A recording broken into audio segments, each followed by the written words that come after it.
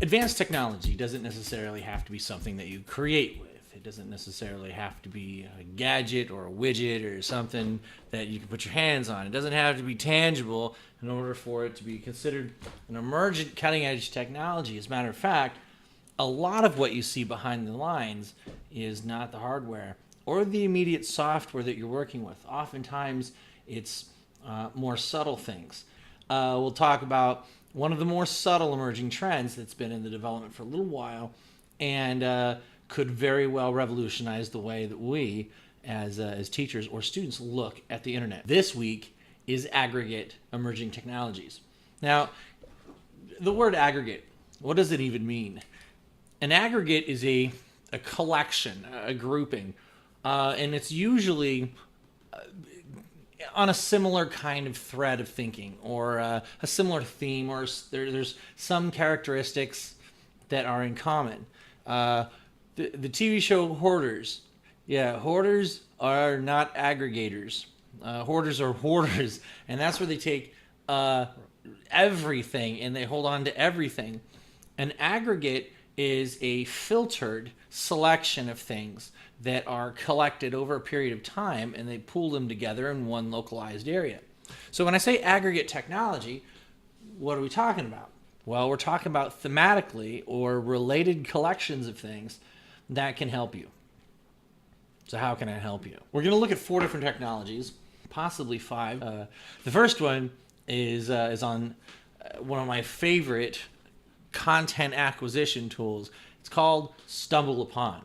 And I stumbled upon this actually from a high school student. And now this high school student was a chemistry student from a couple years ago, and very, very bright person. And you could tell that they were riddled with curiosity all the time.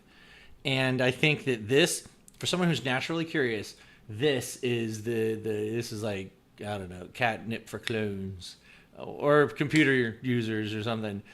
StumbleUpon functionally works off of something called a discovery engine, and based off of criteria that you plug into the search engine or the discovery engine criteria base, it will aggregate elements, video, web pages, content based on those criteria, those specific things that you've told StumbleUpon that you're interested in. Now, once you've developed an account, you too can participate in the aggregation of things by selecting and labeling certain web pages. And there's a downloadable helper application for browsers to be able to do just that. And people can follow other people who find really cool things all the time. So what happens is, rather than randomly stumbling upon things, which is my personal favorite, you can intentionally follow people that have, let's say, something that you really like about how they, the political insights that they have. Or perhaps there's a teacher on StumbleUpon, this amazing math teacher, and they come up with some of the most amazing math media or some of the most amazing inspirational math content. Because oftentimes when we're talking about content, it's not always overtly stuff that you can use. For example, overtly could be a math lesson, a math website that does math, or whatever else that mathy things that you want to do, things that are directly relational. Now, here's something that's sort of indirect. Say, for example, that you found something as you were cruising through this the site, happened to stumble upon something called the Fibonacci series. And the Fibonacci series is a mathematical concept, but it has correlations and connections with things in reality, like the spiraling of certain types of flowers, like roses, for example, and spiraling of the most famous examples, the Nautilus. You'll see how there's a very succinct pattern to how things change and get smaller and circular, it's called, and that ratio and that way it occurs all the time in nature. And that's called the Fibonacci series, and that'd be a really great way to be able to take something that's tangible and connectable and then connect it to something that's maybe not so much. In terms of dealing with some examples that you might want to put into play with younger kids, or if you were looking to do something with kids that were special needs, the process is similar. only you'll be doing things that are maybe a lot less complicated. Now, because special needs is a very diverse area, and the range with which people or the students happen to need help is very dynamic, and it really sort of requires the instructor to know the students to the point to where they find criteria that are directly applicable to the students that they're working with. Say, for example, if you have a small class, let's say 8 to 10 kids in a special needs classroom, and you had categories set up, you could organize these sites or these lists into folders, and each one of these was, these particular kids. You could organize the links and things by the students. So this student would love that, or this student would love that, or you can do it by content areas. Say, for example, things that you happen to see in here, and it could be a very, very vivid picture, an emotionally stirring picture. And special needs students are highly motivated and highly sensitive to emotional content. So if you find something that's very stirring and you think, wow, I could possibly get a really good reaction for something specific that I'm looking to tie into, well, then you set it aside. The coolest thing about StumbleUpon is the opportunities that it provides to be able to give you a huge variety of content. Now, I want to be able to just sort of give you some examples and show you some things that you could do with this. For example, if you wanted to put together something, and I've generated units or lesson plans based solely on just the random stuff that I can pull out of StumbleUpon. So say, for example, I need a setting. So let's say the first setting is this is a picture of the Indiana Jones set from the third movie, is it The Last Crusade? Or maybe I think it's The Last Crusade. Maybe it's the second one. I think it might be the second one.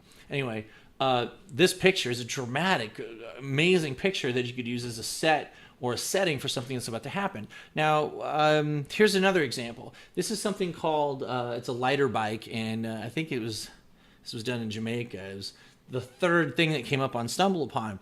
Little innovative bikes that they make out of lighters. And so now I can go, okay, what would be, how can I connect that set and these lighter bikes to be able to create a story or create a connection? Okay, let's say, for example, I want to have a location for that particular, big monstrosity building structure that's built into the side of that wall. And it could be fictitious, but I just need a bigger location. And then maybe I use this jungle bridge. And then the jungle bridge becomes the place where this, wall building is found. And the way I can connect these together becomes, random. And to be able to see how they're connected and see maybe what are one of these bikes doing in a jungle like this? That would be pretty cool. And you could find ways to connect it through history, through English. And I know it's easy for me to say, yeah, just connect it. It takes a little bit of practice to be able to do that. And if you're interested in seeing what I would come up with, because it would change depending upon how you would do it. Now, okay, let's say for example, we were going to do math. How would you take those things and then connect them together into something to teach math? Let's say it was geometry. Now that would be interesting. I was teaching geometry, and I had those three things: the Indiana Jones building, the jungle, and the little lighter bikes. I want you to think about that for a second. How could geometry be used in that? Either elementary school geometry. How could high school level geometry be used? It'd be a tricky thing. Now, I've got a couple ideas, and I'll share them with you towards the end of the video. But hold on to that, and we'll get back to it. The next thing that I'm going to bring up is something called Pinterest. And Pinterest is another aggregator. And based upon the things that you like, or the things that you've selected that you've liked or pinned, on your account, you can take things that you've seen that have been filtered by Pinterest by area or interest area, or by who you're following. You can take those and then pin them to your own board. And as people look at your board, they can go, wow, this person's really got, some cool stuff. And they can then follow you. So anytime you post something or pin something to your board, other people will get a link or some kind of connection to that particular post. So it's a really interesting way to be able to communicate information between you or the internet, and then you can then recommunicate to other people. which makes for a really, really cool method for sharing and training, like technology training. A little secret. This is actually how I suggested to have it done at the state level. 2 years ago, I sat on a technology committee for Superintendent Torlickson to try and explain how can we train teachers for the Common Core? How do we train them in technology? What necessary technologies do they need? How would we train them in those? And I said, well, right before they totally ignored this. But okay, before I say that, the people who are actually teachers in the room looked at it and like, dude, that's awesome. Because it's practical. It addresses how teachers are. And of course, everybody who, has a PhD or anybody who, spent enough time going to meetings and whatnot, they're like, no, how would we explain that? We don't even know enough about technology to even explain that to the superintendent.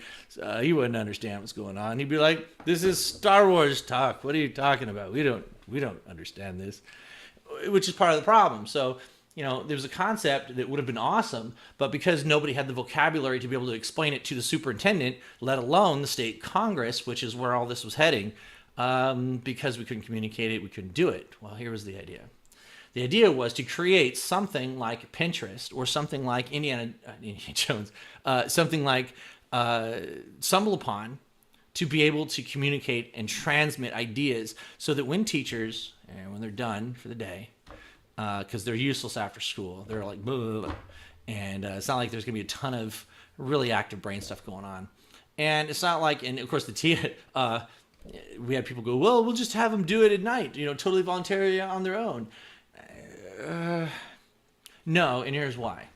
If you set up a structure and you tell them you have to do this and march through this training by a certain time, and then you just do it at home, but do it, later on at night,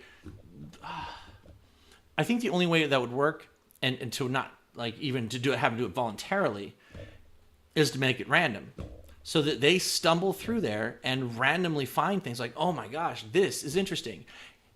And it's the dissonance that's created by not knowing what's coming up next that keeps them interested in wanting to learn more. It's a simple concept. And yeah, they were just not seeing it. And I think that because they wanted something very directed, and we're going to train on this and this and this, and they wanted to be able to say, yeah, we want to be able to march you through so we can check a box and say, yes, they were trained on this. But a lot of those trainings are completely useless if they're not applied. And then they're not applied and remembered because they have no emotional value. And if you're forcing something down their throats, well, then you're not taking into account the individual nature of teachers and how they like to do things. So the challenge is to, yes, we need to have them trained, but at the same time, we want to be able to have it do it on their interest area and have them to be able to find things that are interesting for them so that they'll direct the training and they'll want to look into things that they want to learn. I know it's a little crazy, but at the same time, I think it would work. As a matter of fact, I know it would work. And I'm applying for a position at the county level to do just this. Yeah, I don't know. I don't know if they would let me in the door. They're like, look, is this guy? No, not this guy. He's crazy.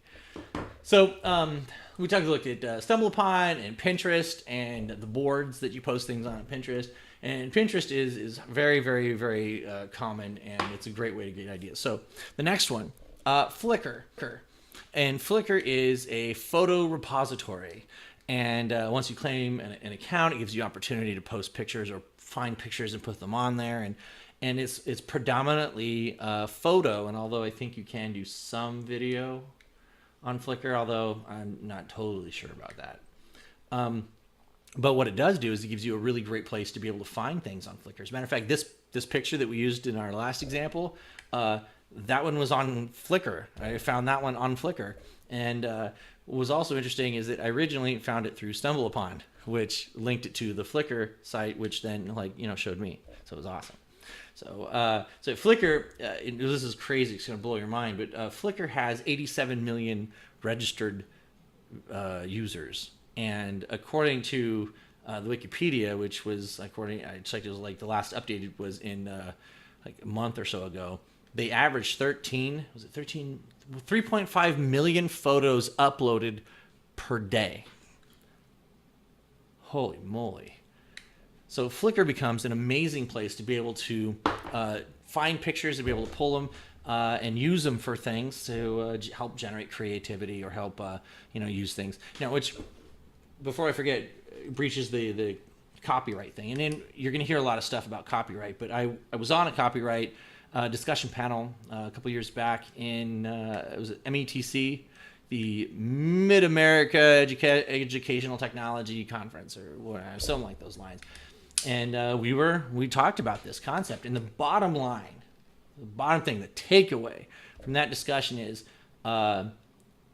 if you're not going to sell it and you're not taking money away from somebody, then nobody's going to care. Just use it.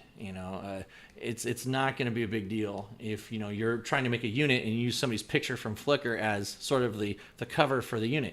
You're not selling the unit, and if you are, then maybe if you do the teachers pay teachers thing and then you pop it on there, and unless it's a common license thing, which it could be, then you're gonna have to get some permission for that just to be safe. But in the classroom, it's very, very open. There's a couple others that I think are worth mentioning here, but they're so common. At least this next one is so common that almost people don't even really mention it, and that's YouTube. I can't even begin to tell you what a huge treasure trove of media YouTube is. And YouTube has, once you make your account, you can, in a sense, a lot like some of the others, subscribe to things and then get feedback or get videos that are posted by the people you've subscribed to. And they come to you. It's sent to you. You find somebody that makes great science videos, and then all of a sudden you go like, yeah, click on this. Every time this guy makes something, it'll get sent to me.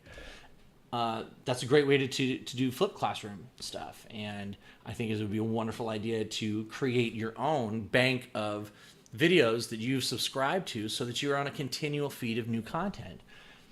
And, districts are starting to loosen up on the YouTube filtering. And if that's the case, this creates a wonderful opportunity to be able to use this area as something that you could use as a platform to filter out content.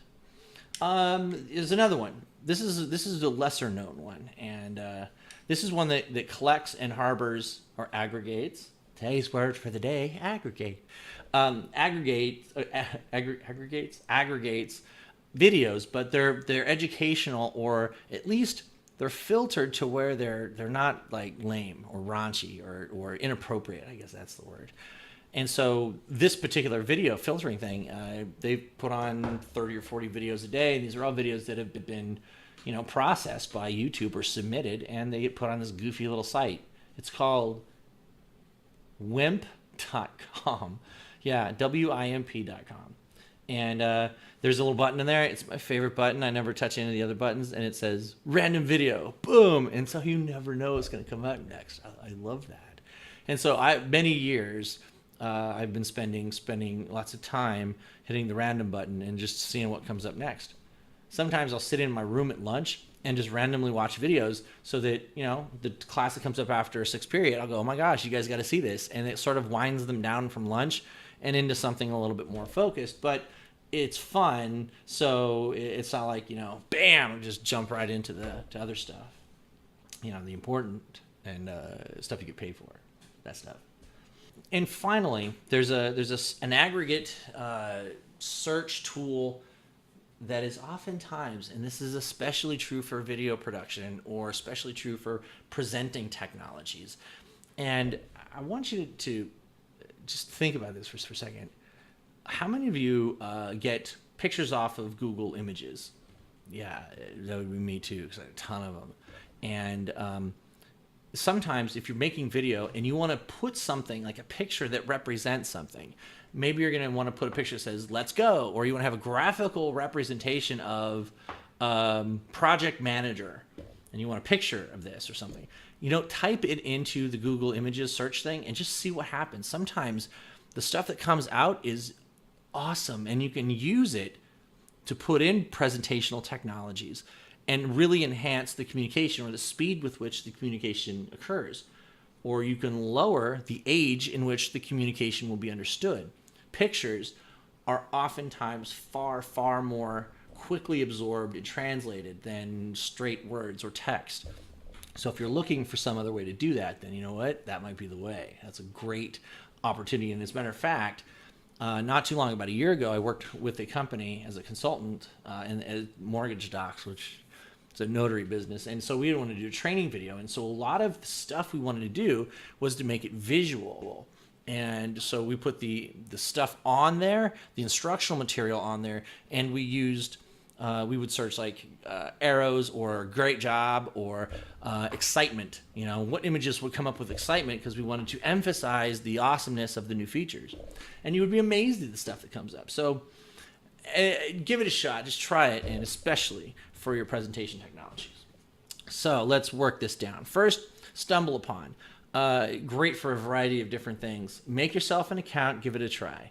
Pinterest is similar to Stumble Upon, though it doesn't have that randomness to it, I think, as much as Stumble Upon does. But I would also give that one a shot too. Wimp.com, that's just put in the address and go. YouTube, if you don't have a YouTube channel, or well, I guess if you have a Gmail account, you've got a YouTube channel, you know, find some videos that you like and subscribe to them, and you're going to see what I'm talking about as how amazing it is, really, that the media comes to you.